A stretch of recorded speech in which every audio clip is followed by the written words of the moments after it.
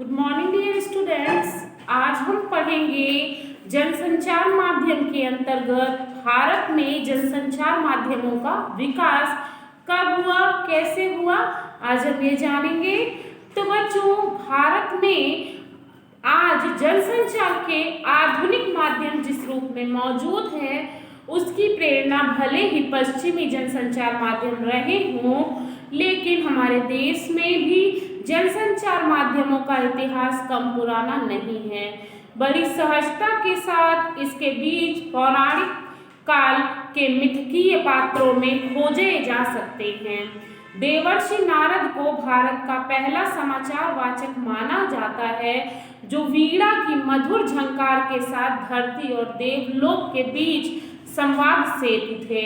उन्हीं की तरह महाभारत काल में महाराज धृतराष्ट्र और रानी गांधारी को युद्ध की झलक दिखाने और उसका विवरण सुनाने के लिए जिस तरह संजय की परिकल्पना की गई है, वह एक अत्यंत समृद्ध संचार व्यवस्था की ओर इशारा करती है। तो बच्चों, जन भावनाओं को राज दरबार तक पहुंचाने और राजा का संदेश जनता के बीच प्रसारित करने के लिए जो समृद्ध व्यवस्थाओं के उदाहरण बाद में दिखाई पड़ते हैं, चंद्रगुप्त मौर्य, अशोक जैसे सम्राटों के शासनकाल में स्थायी महत्व के संदेशों के लिए शिलालेखों और समसामयिक तथा तात्कालिक संदेशों के लिए कच्ची स्याही या रंगों से संदेश लिखकर प्रदर्शित करने की व्यवस्था और मजबूत हुई। तब बाकायदा रोजाना मचा लिखने के लिए कर्मचारी नियुक्त किए जाने लगे और जनता के बीच संदेश भेजने के लिए भी सही व्यवस्था की गई। लेकिन भारतीय संचार परंपरा की खासियत यह भी रही है कि राज दरबारों के समानांतर हमारे यहाँ लोक माध्यमों की भी सुलझी व्यवस्था मौजूद रही है। इसके संकेत प्रागैतिहासिक काल से ही मिलते हैं। भीमबेटका के गुफा चित्र इसके प्रमाण है। यह समानांतर व्यवस्था बाद में कठपुतली और लोक नाटकों की विविध शैलियों के रूप में दिखाई पड़ती है। देश के विभिन्न हिस्सों में प्रचलित विविध नाट्य रूपों, कथावाचन, बाउल, सांग, रागिनी, तमाशा, लावनी, नौटंकी, जात्रा, गंगा गौरी, यक्षगान आदि का विशेष महत्व है। इन विधाओं के कलाकार मनोरंजन तो करते ही थे, एक क्षेत्र से दूसरे क्षेत्र तक संदेश पहुंचाने और जनमत निर्माण करने का काम भी करते थे।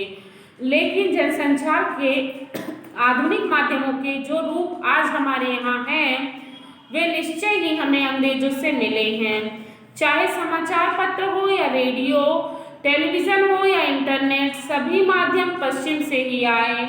हमने शुरुआत में उन्हें उसी रूप में अपनाया, लेकिन धीरे धीरे वे हमारी सांस्कृतिक विरासत के अंग बनते चले गए।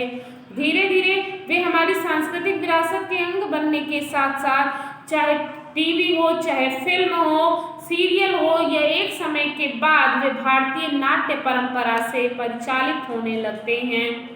इसलिए आज के जनसंचार माध्यमों का खाका भले ही पश्चिमी हो, लेकिन उनकी विषय वस्तु और रंग रूप भारतीय ही हैं।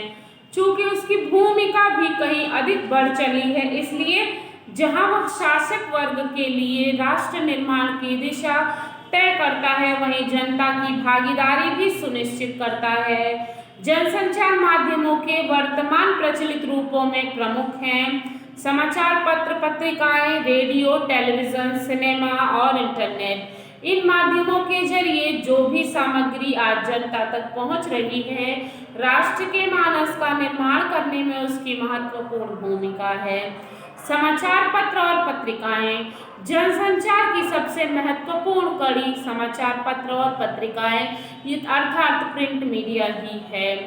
हालांकि अपने दर्शक वर्ग और की तीव्रता के कारण रेडियो और टेलीविजन की ताकत ज़्यादा मानी जाती है, लेकिन वाणी को शब्दों के रूप में रिकॉर्ड करने वाला आरंभिक माध्यम होने की वजह से प्रिंट मीडिया का महत्व हमेशा बना रहता है।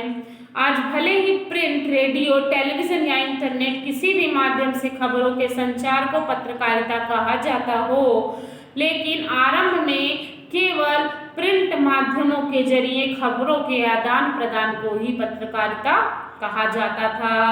पहला पत्रकारिता का कार्य, उसके 3 पहलू हुआ करते थे। पहला समाचारों को संकलित करना, दूसरा उन्हें संपादित कर छपने लायक बनाना, तीसरा पत्र या पत्रिका के रूप में उन्हें संपादित करना या उसे संपादित करके उसे छापकर पाठकों तक पहुंचाना। तो ये 3 उसके पहलू होते थे पत्रकारिता के। लेकिन पत्रकारिता के तहत हम पहले 2 कामों को ही कर लेते हैं, क्योंकि प्रकाशन और वितरण का कार्य तकनीकी और प्रबंधकीय विभागों के अधीन हो गया है, जबकि रिपोर्टिंग और संपादन के काम के लिए एक विशेष बौद्धिक और पत्रकारीय कौशल की अपेक्षा होती है। जहां बाहर से खबरें लाने का काम संवाददाताओं का होता है, वहीं तमाम खबरों, लेखों, फीचरों को व्यवस्थित तरीके से संपादित करने का और सुरुचिपूर्ण ढंग से छपने का काम संपादकों का होता है। आज पत्रकारिता का क्षेत्र भी बहुत व्यापक हो चला है। दुनिया के किसी भी कोने की घटना समाचार बन सकती है, बशर्ते कि उसमें पाठकों की दिलचस्पी हो या उसमें सार्वजनिक हित निहित हो। हालांकि दुनिया में अखबारी पत्रकारिता को अस्तित्व में आए 400 साल हो गए हैं, लेकिन भारत में इसकी शुरुआत सन 1780 में जेम्स ऑगस्ट हिकी के बंगाल गजट से हुई थी, जो कलकत्ता, वर्तमान में कोलकाता से निकला था। जबकि हिंदी का पहला साप्ताहिक पत्र क्या था बच्चों? हिंदी का पहला साप्ताहिक पत्र उद्दंड मार्तंड था, जो कि कलकत्ता से ही सन 1826 में पंडित जुगल किशोर शुक्ल द्वारा के संपादन में निकला था। हिंदी का पहला पत्र उद्दंड मार्तंड था, जो किसके द्वारा रचित था? पंडित जुगल किशोर शुक्ल के संपादन में निकला था।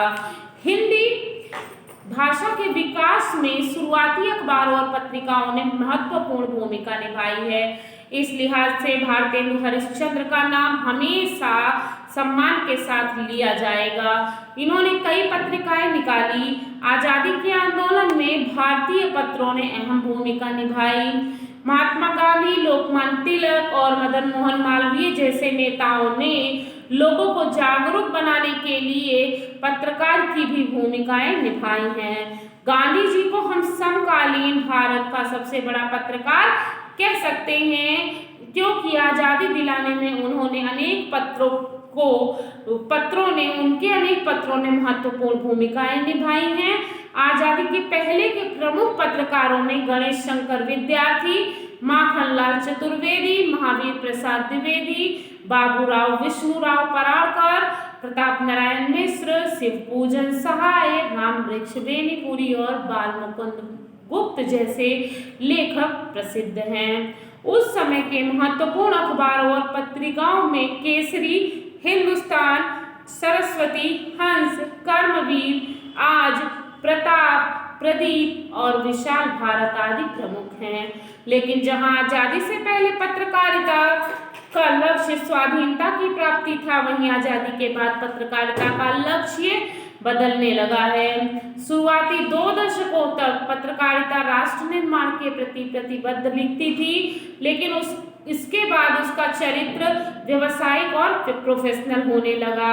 यही कारण है कि कुछ लोग कहते हैं कि आजादी से पहले पत्रकारिता एक मिशन थी, लेकिन आजादी के बाद क्या हो गई है? आजादी के बाद पत्रकारिता एक व्यवसाय बन गई है। आजादी के बाद अधिकतर पुरानी पत्रिकाएं बंद हो गई हैं और नए समाचार पत्रों और पत्रिकाओं का प्रकाशन शुरू हो गया है। आजादी के बाद के प्रमुख हिंदी अखबारों में नवभारत टाइम्स, जनसत्ता, नई दुनिया, राजस्थान पत्रिका, अमर उजाला, दैनिक भास्कर, दैनिक जागरण और पत्रिकाओं में धर्मयुग, साप्ताहिक हिंदुस्तान, दिनमान, रविवार, इंडिया टुडे और आउटलुक का नाम दिया गया है। अर्थात इन नाम की पत्र और पत्रिकाएं प्रकाशित की जा रही हैं। इनमें से कई पत्रिकाएं बंद भी हो चुकी हैं। आजादी के बाद के हिंदी के प्रमुख पत्रकारों में सच्चिदानंद, हीरानंद, वात्स्यायन, अज्ञेय, रघुवीर सहाय, धर्मवीर भारती, मनोहर श्याम जोशी, राजेंद्र माथुर, प्रभाष जोशी, सर्वेश्वर दयाल सक्सेना, प्रताप सुरेंद्र प्रताप सिंह इत्यादि प्रमुख हैं। तो बच्चों हम पत्रकारिता और जनसंचार माध्यम के क्षेत्र में रेडियो के बारे में अगले वीडियो में पढ़ेंगे। मिलते हैं अगले वीडियो में। Thank you.